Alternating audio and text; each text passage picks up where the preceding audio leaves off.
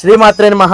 దసరా నవరాత్రులు అయితే వచ్చేస్తున్నాయి. శరన్నవరాత్రులు ఎవరైతే దేవి ఉపాసన చేస్తారో వాళ్ళందరికీ కూడా ఈ 9 రోజులు చాలా పవిత్రమైన రోజులు. సో మీ ఇంట్లో విగ్రహాలు లేకపోతే కనుక చాలామంది విగ్రహాలు ఎక్కడ కొనుక్కోవాలని అడుగుతూ ఉంటున్నారు. సో నేను మీకు ఈ పూజా స్టోర్ని మీకు చూపిస్తున్నాను. ఇక్కడ ప్రతి ఒక్క ఐటెం అంటే ప్రతి ఒక్క సైజు, చిన్న సైజు నుంచి అంగుళం నుంచి మీకు ఎన్ని అడుగులు కావాలన్నా ఇక్కడ దొరుకుతాయండి. ఇవి ఇత్తడివి, పంచలోహము, మీకు ఎలాంటి టైప్ ఆఫ్ మెటీరియల్లో కావాలన్నా కూడా వాళ్ళు ఒకవేళ వాళ్ళ దగ్గర లేకపోయినా మీకు చేపిచ్చిస్తారు. సో దేవి ఉపవాసం చేసే వాళ్ళందరికీ కూడా ఇది మంచి అవకాశం కాబట్టి దీన్ని మీరు అందరూ ఉపయోగించుకుంటారని చెప్తున్నాను.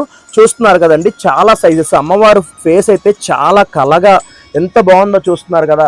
కొన్ని ఉగ్ర రూపాలు ఉంటాయండి. కనకదుర్గ అమ్మవారు ఇక్కడ చూస్తున్నారు కదా, ఆవిడ ఎంత చిరునవ్వుతూ ఉన్నారో.